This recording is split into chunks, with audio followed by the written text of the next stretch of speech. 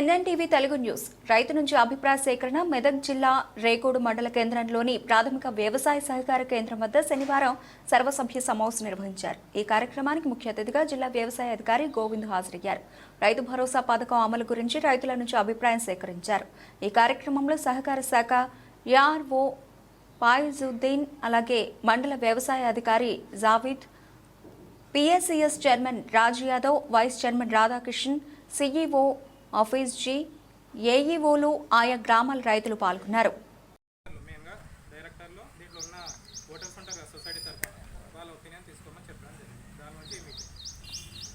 ఒక్కొక్కరు చెప్తే మీ డీటెయిల్స్ మీరేం చెప్తారు అనేది రాసుకోండి.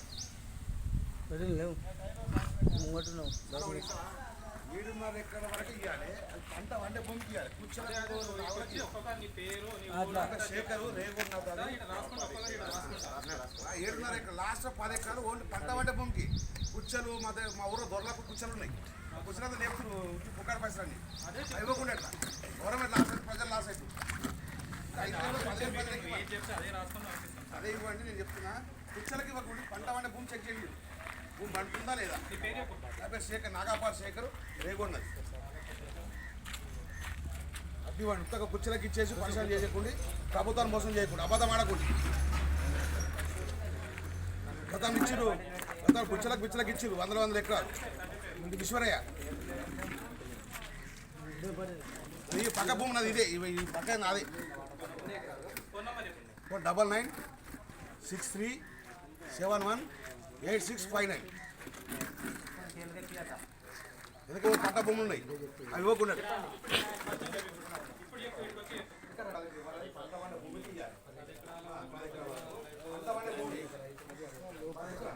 అది కూడా 20 ఎకరాలు ఉండి భార్య పేరు మీద, పెన్నా పేరు 10 ఎకరాలు రాసుకుని హస్బెండ్ వైఫ్ కూర్చుంటుంది. 10 ఎకరాలు ఇప్పుడు నా పేరు 10 వైఫ్ ఒకటి 10 ఎకరాలు ఉండాలి. ఎన్ని ఎకరాలు సరే 10 ఎకరాలు 20 ఎకరాలు సరే 5 ఎకరాలు ఇస్తుంది.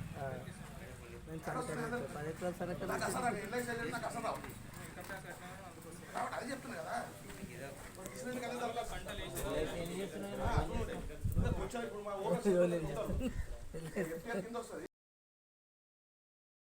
Special general body PSCS Regode గారు, పిఎస్సిఎస్ చైర్మన్ గారు ఈనాటి సమావేశానికి ఇచ్చేసినటువంటి రైతు సోదరులకు, మాతో పాటు వేదికను ఇచ్చిన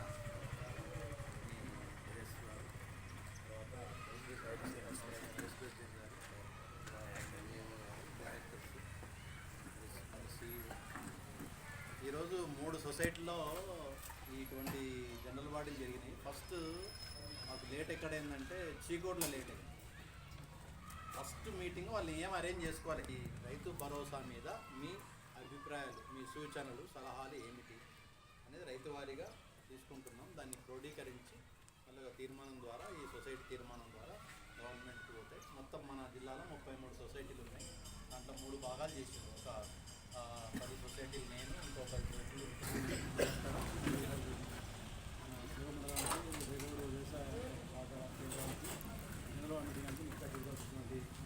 డిస్ట్రిక్ట్ డిఓ గారు గారికి మరియు మండల agriculture officer society officer chairman నాతోటి రైతు సోదరులందరికీ నా యొక్క నమస్కారాలు. మా యొక్క అభిప్రాయం ఏంటంటే, ఇంతకుముందు పోయిన ప్రభుత్వం కానీ మొన్న ఈ ప్రభుత్వం తర్వాత ఇచ్చిన రైతు బంధు లాగా ప్రతి రైతుకు ఎన్ని ఎకరాల రైతులు ఉన్న అందరి రైతులకు రైతు భరోసా ఇవ్వాలనేది మా యొక్క ఉద్దేశం. ఎందుకంటే రైతులు ఒకసారి పంట వర్షాలు పడతాయి, వర్షాలు పడి పంట పెట్టుకుంటారు, పంట పెట్టి ఎండిపోతుంటుంది.